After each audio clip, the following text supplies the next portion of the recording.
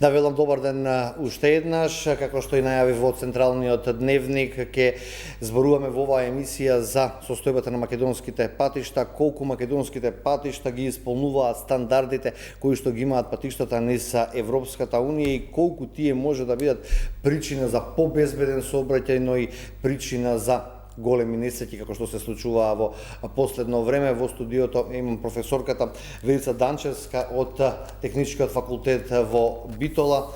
Професорка, ви благодарам што дојдовте од Битола да зборуваме за оваа чувствителна тема. Ви благодарам и вас на поканата и ви поздравувам сите гледачи на 24 Вести телевизија. Како што и најави, вие сте експерт по оваа тема, по безбедност на патиштата, да инфраструктурата, патната инфраструктура. Може ли да почнеме со една генерална оценка? Како ја оценувате состојбата на патиштата низ Македонија? Гледајќи од аспект на национално ниво, патниот сообраќај во Република Македонија е најразвиениот вид на сообраќај. Бидејќи ние не излегуваме на море, единствени видови ни се патниот и железничкиот сообраќај. Железничкиот сообраќај знаеме сите во каква состојба е, во застарена и неконкурентна состојба на пазарот, заради тоа патниот сообраќај е најразвиен во нашата држава. Значајно обележје на патниот сообраќај се паневропските коридори 8 и 10 кои поминуваат низ нашата држава. Паневропскиот коридор 8 уште го нарекуваме Исток-Запад и тој почнува од Бугарија, од Црно море, од Варна, Бургас, на нашата граница влегува, значи, кај Крива Паланка и преку Куманово, Скопје, Тетово, Гостивар треба да се поврзи Драч, Албанија, на граничен премин Ќафасан. Идејата е да се поврзи Црното со со Јадранското море, меѓутоа, уште од секогаш овој коридор и сега некако именуван 8 бил еден од главните за во минатото трговија помеѓу Турција и Италија. Овој коридор се уште не е доизграден на ниво на автопат, значи барањето од Европската Унија е сите овие коридори, патни правци да се направат, да се изградат на високо квалитетно ниво, ниво на автопат или експресен пат, тоа е помалата варијанта што задоволува. Меѓутоа не е доизграден. Знаеме дека долги години се прави делницата меѓу Кичево и Охрид, која што се надевам во скоро време ќе биде завршена. Другиот коридор е север-југ, односно тој е коридорот 10, кој што влегува од Табановце до Богородица, граничниот премин, и главната оска кај него е завршена на автопатско решение по долги години. Со тоа ние овозможуваме не само брз проток на возила и безбеден, побезбеден на нашите граѓани, туку и на оние кои поминуваат транзит низ нашата држава. Односно, често имаме, значи, транзит кои врват србите најмногу за Грција, посебно во летни одмори и слично, кога се случува катастрофални сообраќајни незгоди, посебно во утринските часови, кога се уште не беше завршен делот меѓу Демиркапија, Удово и Смоквица. Ова значи дека, меѓутоа, тој коридор 10 има уште еден крак, кој што оди од Велес, Прилеп, Битола до Игуменица. Грчката страна го има направен овој дел на ниво на автопат и до граничниот премин Меджитлија. Меѓутоа, нашиот дел, еве сега, се гради автопатот Прилеп Битола, значи во изградба, и експресниот пат кој што се почна од Дреново до Прва Патарина. Кој што се спои со тој дел? Да, тој е 10D коридорот кој што овозможува значи поврзување на и транзит низ нашава држава на западниот дел, југозападниот дел од нашава држава. Ако треба да се најдат најчисти недостатоци, кои би ги издвоиле на патиштата? Што ни недостасува како прво, да го кажем, и основно? Во овој период сега, посебно во време на бујна вегетација, најмногу недостасува значи можноста за забележување на вертикалната сигнализација, на сообраќајните знаци, неискосени површини, невидливи за возачите и онаму каде што ги имаме. Меѓутоа, поголемиот проблем е нередовно одржување и непоставување на вертикалната сигнализација и на хоризонталната. Значи, тоа е еден процес континуиран кој што мора оние кои што стопанисуваат со патиштата, зависно од кој ранг се, дали се, значи, автопатите или локалните и регионалните патишта, дали се то јавното предпријатие за државни патишта или пак локалните самоуправи, има таму луѓе кои што се вработени и кои што се платени за овие услови и процеси да бидат завршени навремено, затоа што сообраќајот и транспортот е една динамичка категорија која што за задоволување на потребите и жалбите на значи на населението и на оние кои прават транзит низ државата да бидат навремено и квалитетно извршени како транспортна услуга. Кога зборуваме за безбедносни стандарди што ги имаат Европската унија, државите во Европска унија, исполнуваме ние поголем дел или како стоиме со стандардите што ги имаат патиштата?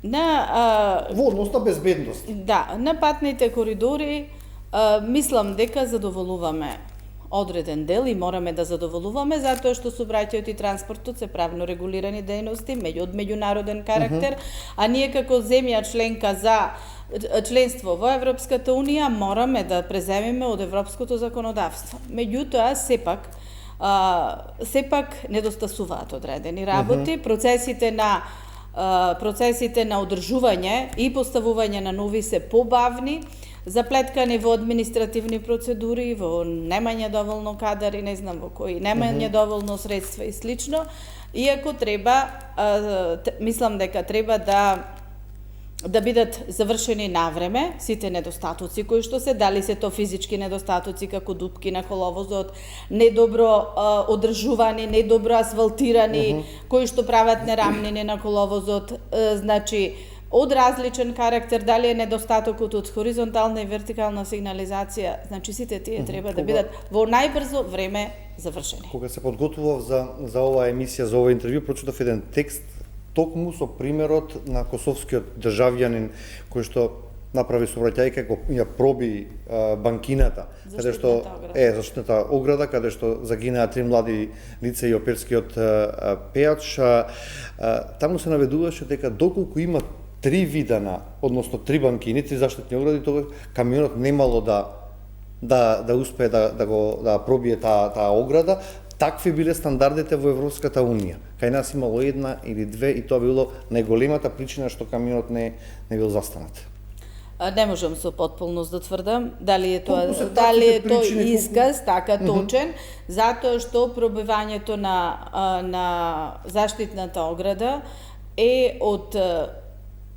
зависи од цврстината на оградата, секако од состојбата, меѓутоа многу зависи од брзината на возење, односно и тоа дали колку тежи масата, колкава е масата на камионот, дали е тој товарен или празен, и кога ќе се добија една голема величина од кинетичка енергија, значи брзината по масата по брзината на квадрат на возилото,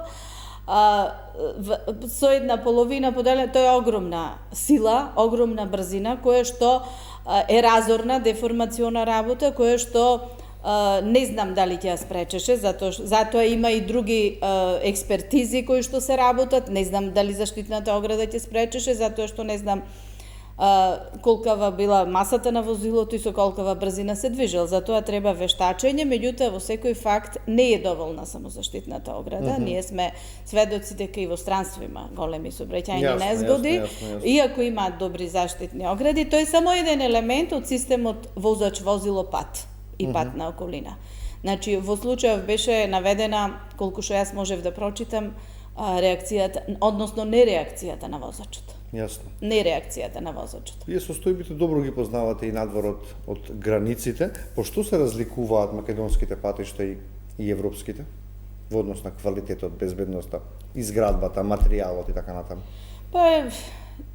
Од мене има и други покомпетентни личности, значи кои што можат да разговараат на оваа тема од аспект на градежните материјали, меѓутоа јас од аспект на сообраќајното инженерство можам да кажам дека местата и уште при проектирање и при изведба местата и се она кое што значи добро водење на возачите, односно на возилата, по патиштата е еден од квалитетните услови, а тоа е со соодветни сообраќајни знаци, знаци со променлива содржина, кои што можат да се менат зависно од условите на патиштата, бидејќи патниот сообраќај е многу зависен од влијанијата, климатските влијанијата на околината, значи дали е врни или не врни, дали е многу топло или не е топло. Тие знаци се менува нивната содржина, најмногу се менува за ограничувањето на брзината.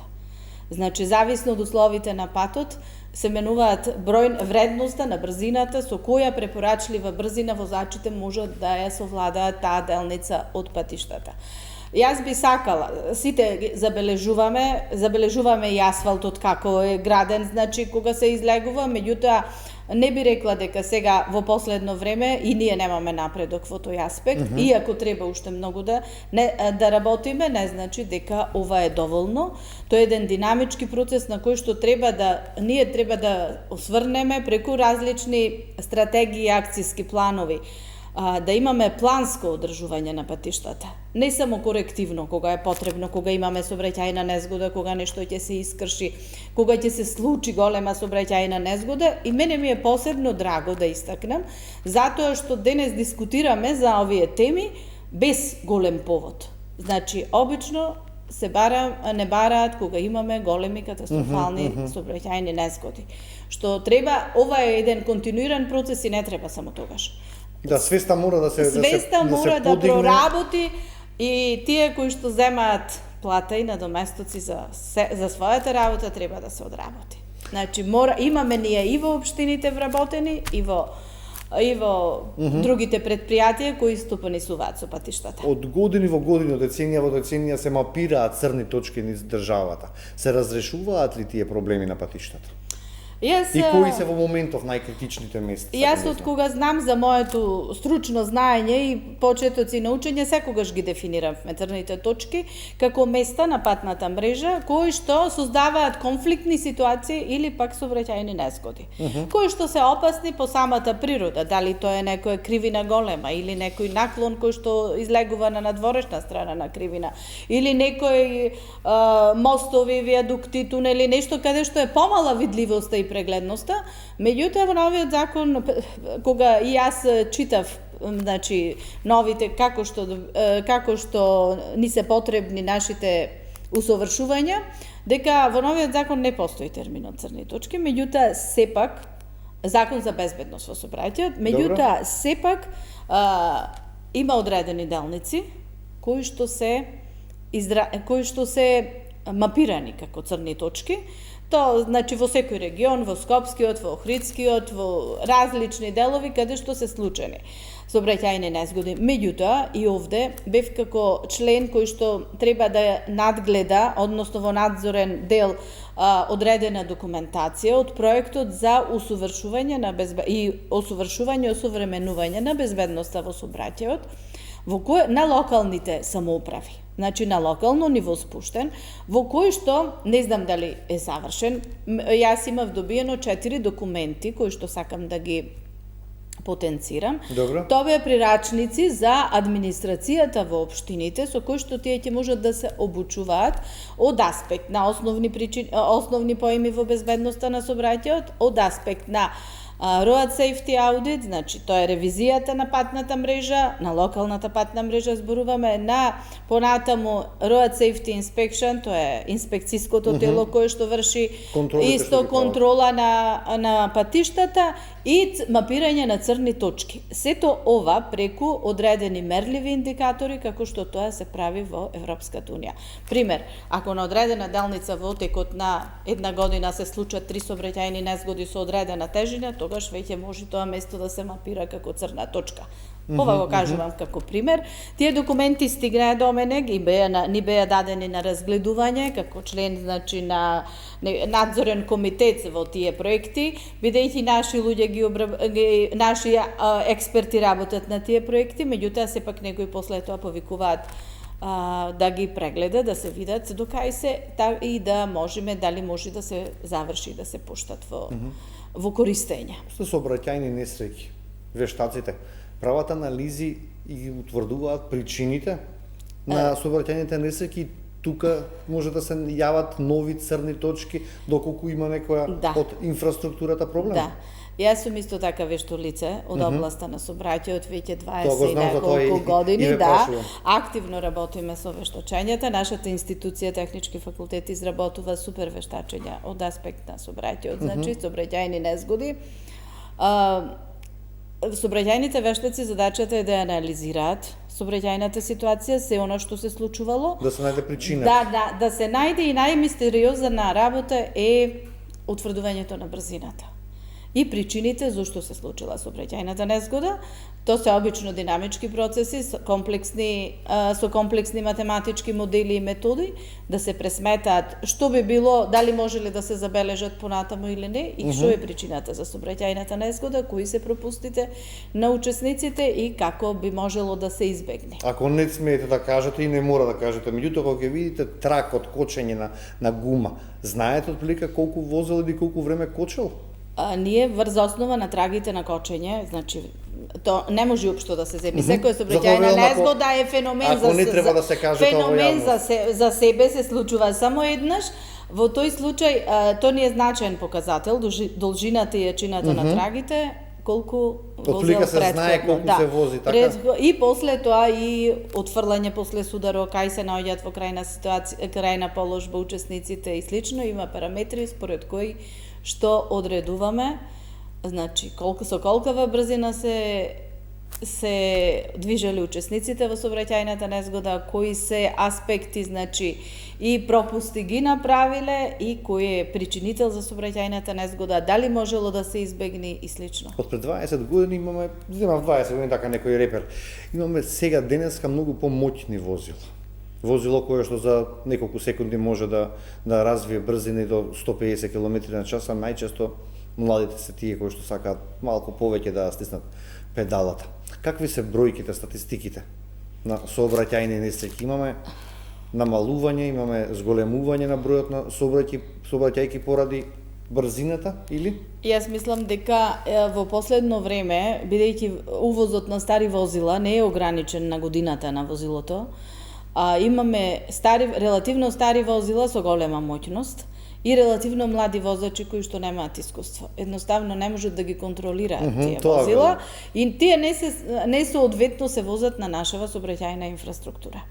Затоа сепак треба искуство. Јас искрено се надевав дека законот за увоз на стари возила ќе ограничи до која година можат да се набавуваат возилата, затоа што мислам дека многу пари се трошат и се одлеваат во странство, а ние за тоа добиваме релативно стар возен парк, кој што понатаму подлежи на системот на одржување, а вредноста на резервните делови секогаш е на набавната вредност на возилата. Како правиме споредба со државите од регионот, како стоиме во споредба со сообраќајните несреќи, па и жртвите што ги имаме на патиштата? Јас баш читав, има многу добар извештај за медиуми од Државен завод за ревизија, составен пред една година, во мај 2025 година, во кој што јасно и децизно кажуваат што било планирано со стратегиите, што е извршено и што не е извршено и колку средства се наменети за пример за реконструкција на регионални и локални патишта. Пример го зедов тој за многу проекти, навистина интересен документ кој што може многу да се види. Јас колку што можев да видам, имаме од прилика 70 жртви годишно до 23 година. Зборувам од 20 до 23 беше анализиран период, 70 жртви на милион жители. Европскиот просек е 45 жртви на милион жители. Толку имаме од прилика годината 120, 130, 140 загинати во сообраќајни незгоди, секоја година зборуваме. Сообраќајните незгоди се едно големо зло и за богатите држави, затоа што се многу скапи, затоа што многу трошоци произведуваат после тоа и затоа што е тих убиец на патиштата. Значи, денеска читам дека истовремено бил законот во собрание за оружје и за возила. Јас не знам како стигнале истовремено, меѓутоа, ако возилото не се користи како што треба и не се вози како што треба, то представува исто оружје. Да, читав коментари, некои тие постои, веле не ни треба војна, се си спотипавме самите на патиштата. Во ниту еден досега значи не сме имале такви воени судари во кои што секоја година по 140, 130, 150 луѓе загинуваат. Сообраќајната култура цело време зборуваме дека мора да се подигне на повисоко ниво. Јас се надевам дека сега показателите ќе бидат подобри од аспект на воведувањето на Safe City, посебно во урбаните средини.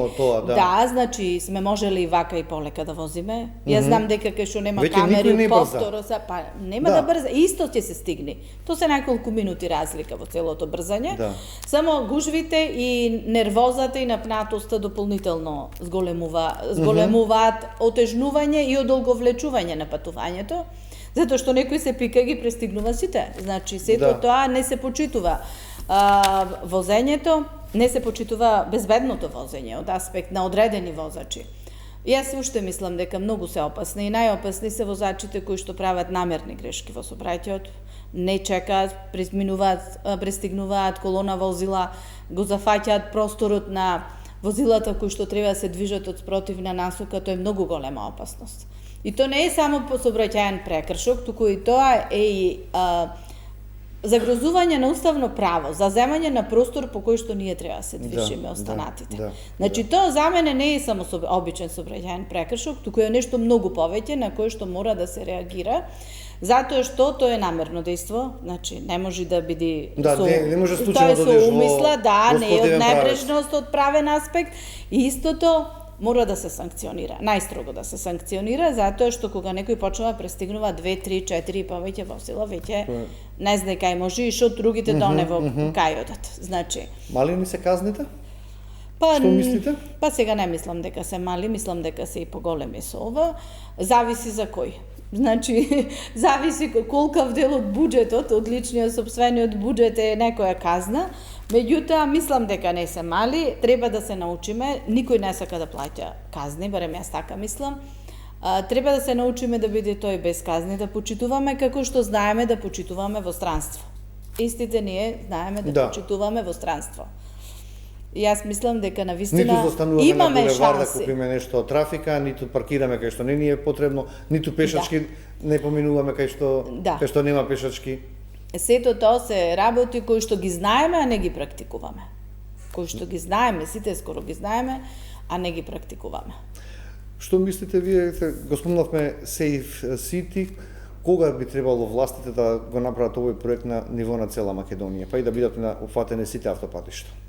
Јас мислам тоа би ја подобрило, претпоставувам. Па се надевам дека би ја подобрило, и дека би се стигнало релативно за скоро исто време, малку побавно можеби, меѓутоа многу побезбедно за цела таа динамика.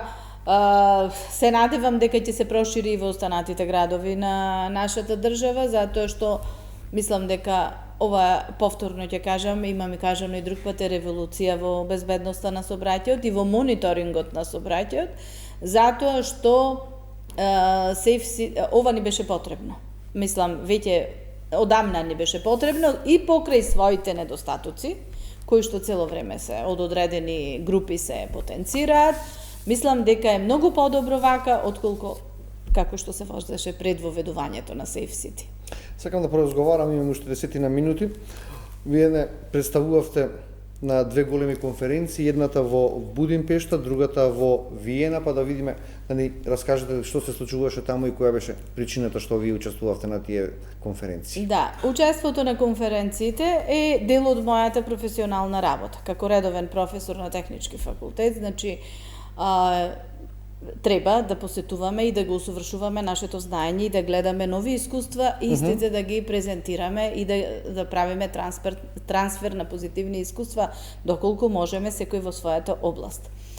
Првата конференција беше во Виена за 7 и 8 мај, организирана од Европската платформа на транспортни науки, во која што нашава држава и нашиот универзитет сме членки од 2004 година, таму членуваат скоро сите европски држави, со своји представници и секоја година се одржува во различна држава, заедно со конференцијата за транспорт која што е во матичната држава. Годинава беше по повод 100 години од Австриското друштво за сообраќај во Виена и 25 години јубилеј од формирањето на Европската платформа за транспортни науки.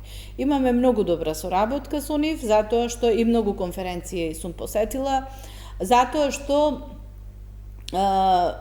наша, кажав дека од 2004 сме членови и затоа што тие исто така се покровители, односно коорганизатори на нашата конференција, која што ја организираме, транспортот во денешното општество, на 2 години, сега ќе биде наредната година, од нашиот факултет за сообраќај и секоја година ни даваат поддршка, не промовираат, не мотивираат и не покануваат членови од другите европски држави кои што сакаат да присуствуваат кај нас.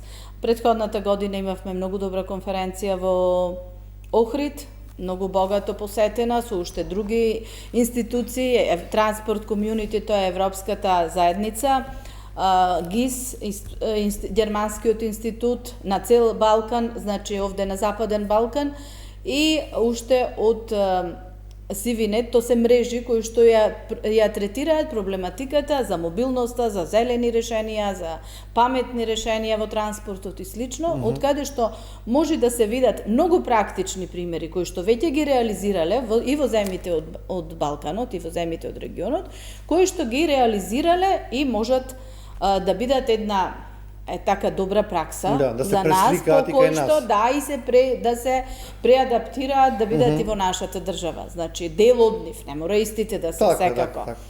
Другата конференција беше во Будимпешта, која што беше најголемата конференција што досега сум учествувала и сум ја видела, на покана од Европската Транспорт Комјунити, Европската заедница, каде што наши колеги, мои бивши студенти се вработени таму, нивното седиште е во Белград, меѓутоа тие се за сите видови транспорт, за железнички, за патен и слично. Овој пат беше таа работилница на Транспорт Комјунити, дел од најголемата конференција Транспорт Ресерч Арена, организирана од сите оние фактори и тела од Европската Унија.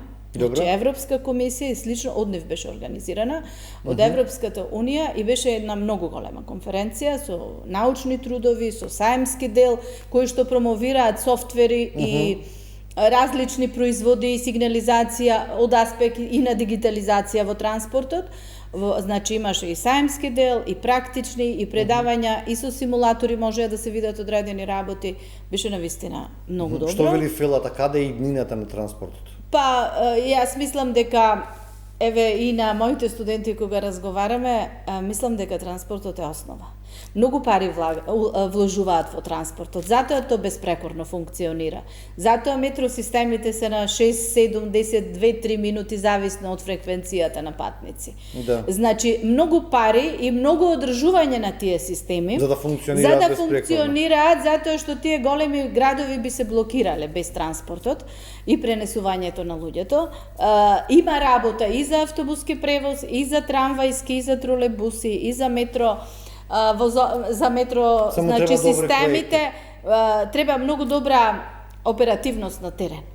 Значи, тоа се огромни системи кои што ние знаеме само да ги користиме, ама сето тоа за да дојде во пракса е навистина добро. Јас многу би сакала само да од секогаш мислам, не од секогаш, туку од последниве години кога веќе ги анализирам посебно метросистемите, мислам дека Скопје беше зрел за една таква брза железница, не мора да е метросистем подземен, кој што ќе ги реши значително по главните коридори превозните функции на населението. Локалните власти, мислам дека сите кои што дојдоа на чело на Скопје го ветуваат тоа, меѓутоа никој нема кој да се нафати да го изгради. Па, јас мислам дека може да се направи тоа, сепак ако нема кај нас има и меѓународни експерти и меѓународни, значи иако и кај нас сметам дека има, би требало само голема, еве како за Safe City што се направи. Голема добар чекор. Акција, добар чекор, револуционерен, еден добар прескок кој што значително ќе ја подобри ситуацијата и ќе го намали времето на патување и сите негативни аспекти од сообраќајот. Инаку само да кажам, дигитализацијата може да биде само во функција на транспортот. Транспортот се уште не можат да го заменат, бидејќи еве ние имаме сега современите текови, можеме да видиме на интернет, да купиме роба, да порачаме, да платиме дури. Меѓутоа треба да стигне тоа. Меѓутоа не може преку интернет да ни стигне. Да. Се до тогаш транспортот ќе биде актуелен и ние мораме да вложуваме многу повеќе, за да после тоа ги гледаме бенефитите и да ни биде поедноставен. Така, и пред се начинот безбеден. на живот. И пред- Побезбеден и поедноставен, така. со сите квалитетни услуги кои што го обележуваат транспортот. Ќе ви се заблагодарам што денеска бевте моја гостинка и нека биде овој една превентивна емисија за побезбеден сообраќај на сите учесници. И јас исто така ви благодарам на поканата и само сакам да апелирам од сите органи, од сите значи министерства, Министерството за транспорт и слично, да се даде можност сообраќајните инженери да ги добијат своите места од локални самоуправи нагоре, за да можат да го кажат своето знаење и за да можат да помогнат во решавањето на проблемите, затоа што мислам дека имаме одреден дел некомпетентен кадар на одредени места. Тоа ни е еден од проблемите кои што треба да го надминиме, за да можеме да функционираме како што треба. Ви благодарам, професор Којстоевич. Ви благодарам и вас. Почитувани, овде некаде завршува Аргумент Плюс за денеска. Останете со програмата на телевизија 24. Од мене пријатно.